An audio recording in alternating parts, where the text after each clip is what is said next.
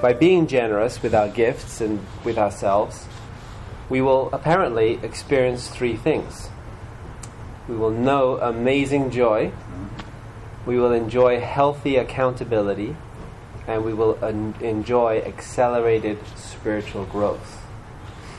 Okay, so first one first, knowing deep joy. An illustration of this is the story by Norman Cousins, who was giving an account in this book called Anatomy of an Illness about Pablo Casal, who is a famous musician.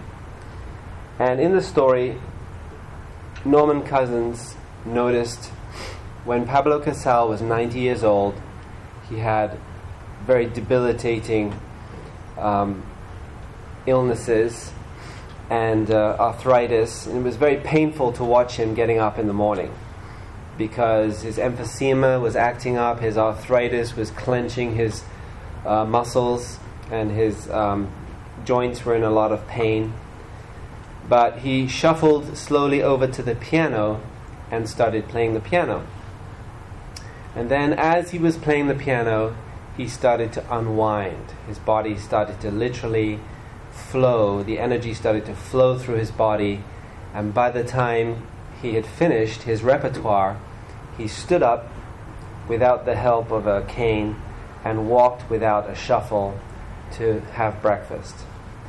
And that example is an example of doing what you, participating in your gift, you know amazing joy.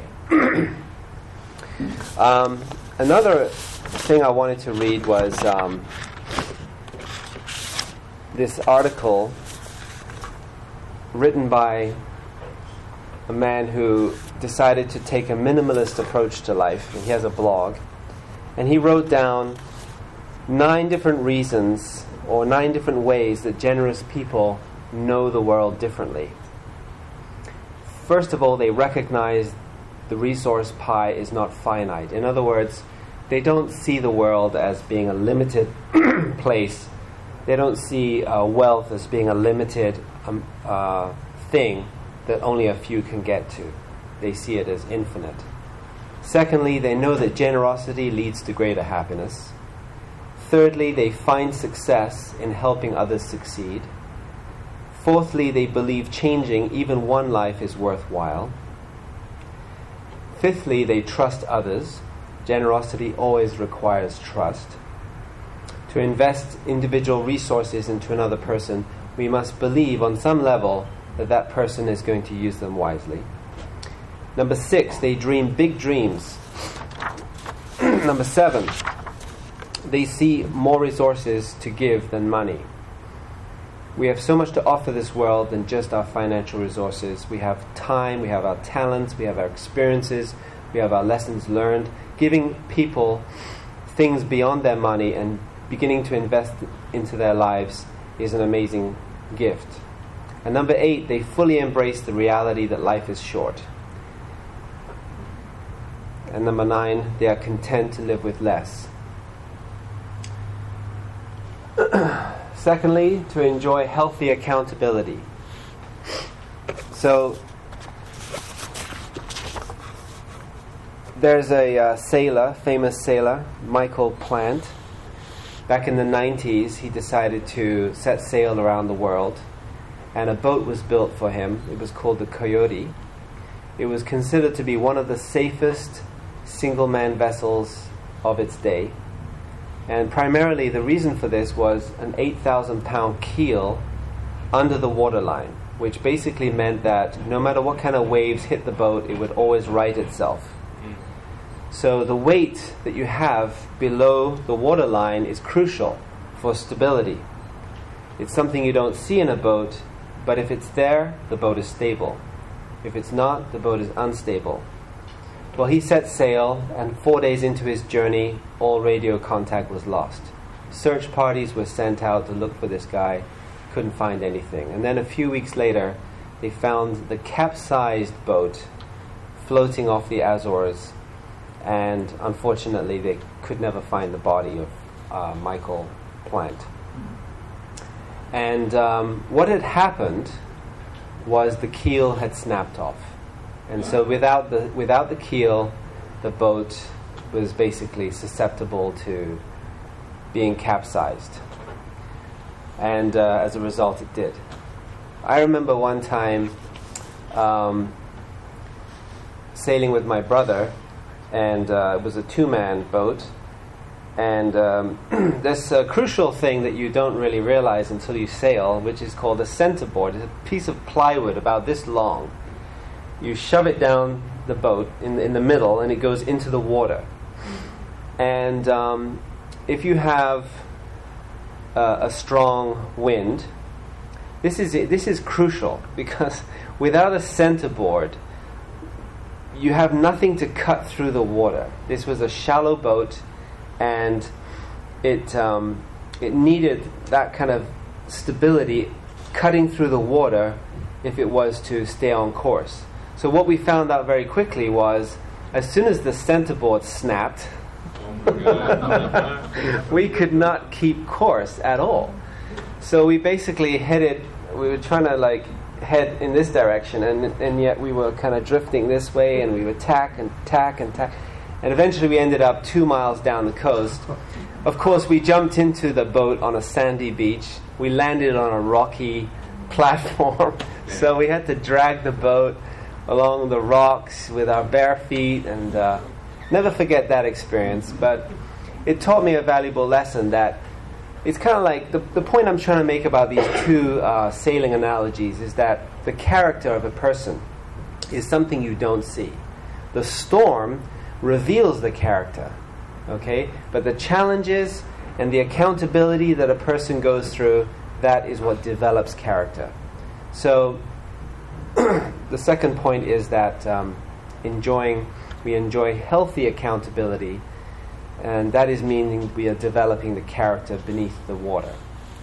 Somebody pointed out that ships can look good in the harbor, but that is not what ships are made of. So that's not what they're made for. We need to develop character.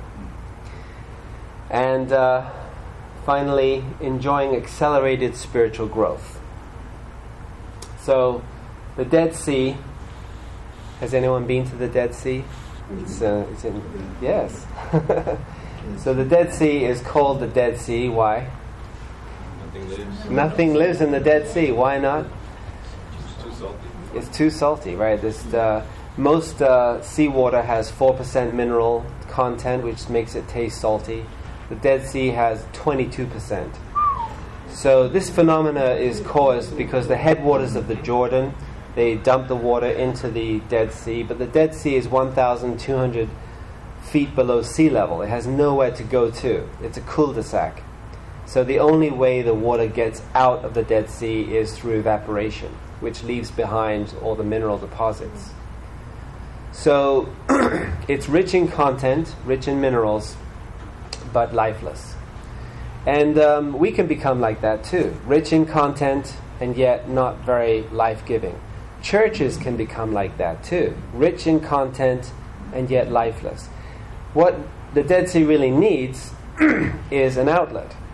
Is the same analogy as a sponge. You put the sponge under the water, it fills up with water, but it cannot absorb any more water until you squeeze it and let the water that's inside the sponge out, and then it can absorb more water. Some of us are like that too. We hear this content, we don't practice the content, and we can't absorb any more content until we practice the content that we know about that we're not practicing. So, we need to find a way to allow our gifts to be shared with the world. So sponges need to be wrung out. Oceans need to deposit their water somewhere. And we also need to trust in the Lord that there's plenty more water somewhere, and we can just wring out the water that we have inside ourselves in order to get more of it. So accelerated spiritual growth comes about when we have that outlet. I like the story of Wayne Cordero. He's a pastor now, but when he was going through high school, he was a guitar player, he was learning the guitar, and he was learning about one chord a month. And he figured that at this rate, he was making slow and steady progress, but at this rate, it would take him something like 72 years before he was ready for a public performance. But then the band leader of the high school came up to him and said, unfortunately, our guitarist is leaving school and moving on, and we need you to fill in the place of a rhythm guitarist. Can you do it? And of course he said yes, even though he had no idea. So he goes home and he is investing, learning all the pieces, learning all the chords, singing all the songs, and he realized that that little change where he's now investing himself, in other words, getting the content that he has inside of him out, his progress goes up like 200%. So that's a good example. I like that example. So there it is, right there. And then the other one is from Mother Teresa, and she is making the point that service is the only way in which we can really express love. Okay? So she says that you don't have to worry about the amount that you can give. You have to worry about how much heart you put into it. And that's the important difference. So as we approach this season of giving, Christmas, which oftentimes seems to be interpreted by the secular world as a season of greed and justifying buying lots of expensive things, it's really actually a season in which, when we go back to the original meaning of Christmas, it's a season in which I always feel restricted by this thing, like I have to stoop down. It's a season in which we are supposed to be practicing generosity, as God has shown us in many, many ways. So love means action. Love cannot remain by itself. It has no meaning. Love has to be put into action, and that action is service. It is not how much we do, but how much love we put in the doing. I like those quotes because it reminds us that no matter what our financial situation is, we all have something that we can share. We all have some gift, some talent, some knowledge, some experience that is valuable to other people. And it's not going to be of any value to anyone if you don't share it. So it's very important for us to understand our value in that sense, and to get the kind of label off your forehead that tells you anything different. Because the label that people put on each other is very different from the label that God puts on you. Do you remember the story when Samuel comes to David's house because he is looking for the anointed one, and Jacob, David's father, he I think his name was Joseph. Sorry, Joseph says, "Yeah, here are my 7 sons, and it must be one of them that you're looking for." And he goes through each son and says, "No. You must have another son. I was told it was one of your sons that was going to be the future king of Israel." He says, "Well, I have one other son, but he's a small guy. He's out in the fields. He's not that bright, and well, he's my last son, so I better get to call him down." So he calls him down, and then as soon as he walks in, he says, "Yeah, this is the one." So again, it's a reminder that even loving parents can put labels on their children that God is not putting on that child. God sees infinite potential inside each and every one of us. And it is important for you to connect to God on your own way, in your own individual way, because that is the real connection. That is the God is the one that is going to understand your true value. No one else is going to understand that. So you've got to take off the labels that other people have put on you. Don't own those labels. They don't belong there. And it might be tough. You try taking off a bumper sticker from a car that's been there for many years. It's, you're picking at it and it's peeling, and it's like you've got to get the water and the scraper out, and there's going to be some scar tissue left behind. But you've got to get those labels off that tell you that you are not worthy of giving in this world, because you are. Again, love is action. This is from the book of Romans.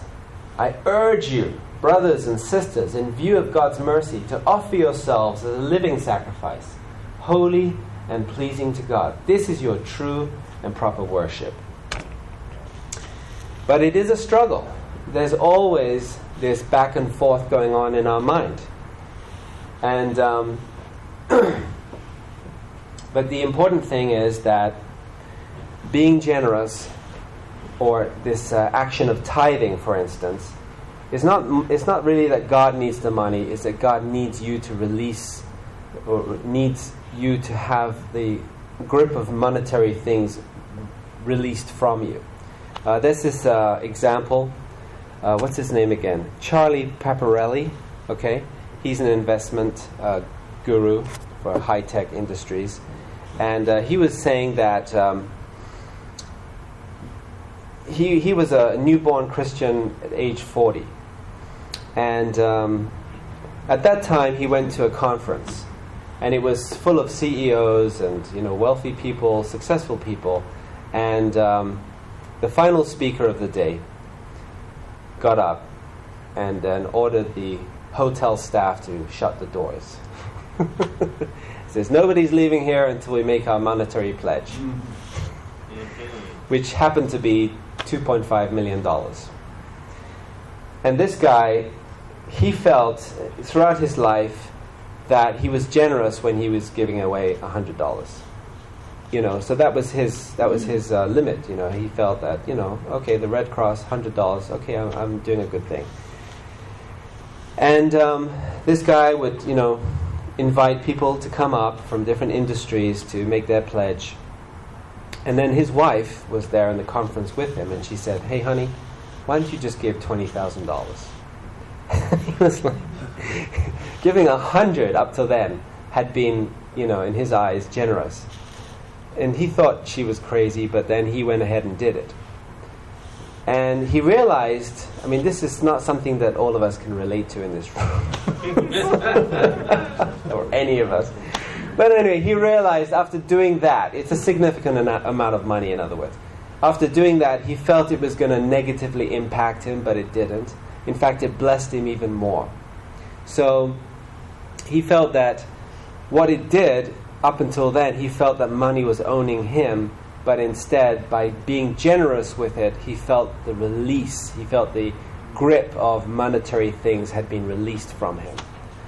So have a heart of abundance, not a scarcity mentality. God is asking you to trust Him. So generosity is a struggle. There's always a struggle.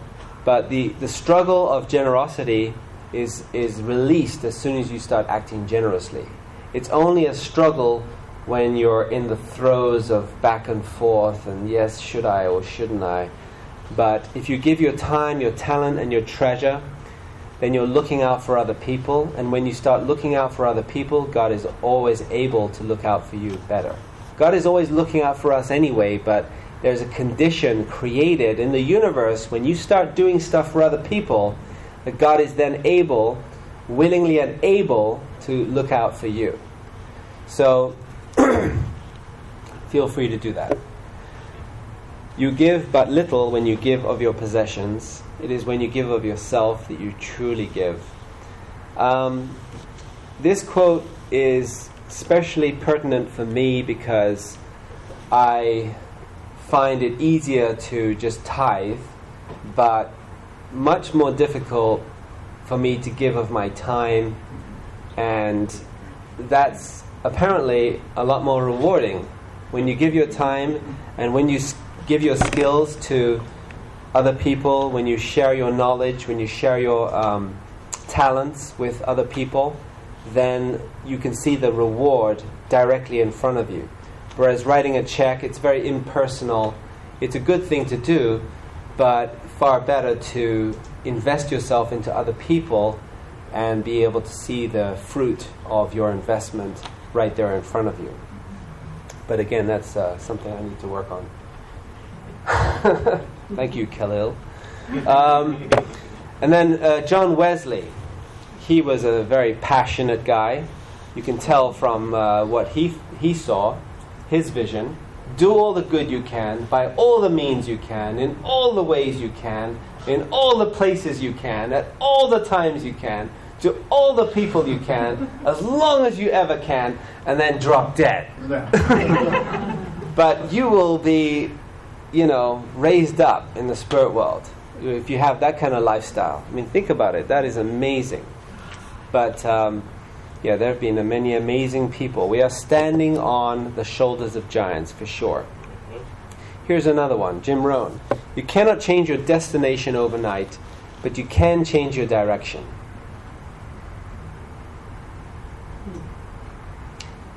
That's an interesting thing for a Christian to say, because there are many who believe that just by accepting Christ, that somehow miraculously everything's going to change in you.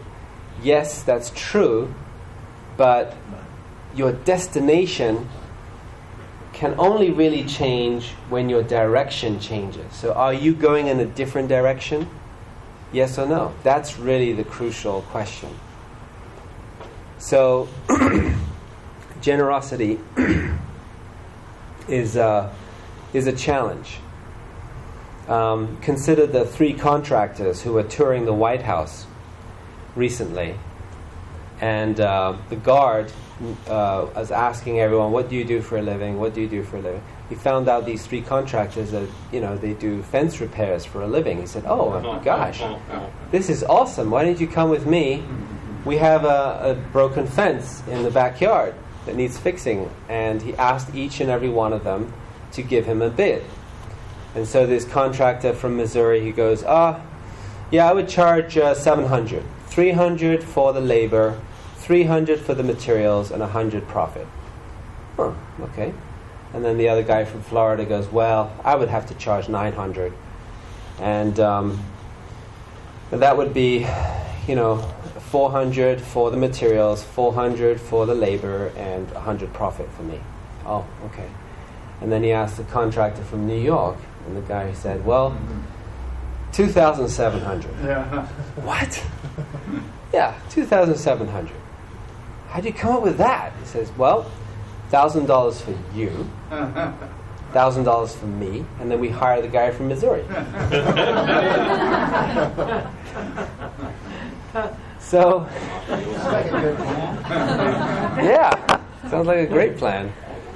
So, as we approach this season of giving, we have to remember that being generous requires trust. It requires letting go of something that probably you worked hard for and giving it freely away without any strings attached. Isn't that hard? So it is an exercise in trust.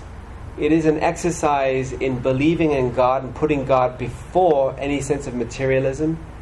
It is a sense of releasing yourselves into the hands of God, especially if you can do it passionately and without any kind of sense that God needs or owes you anything.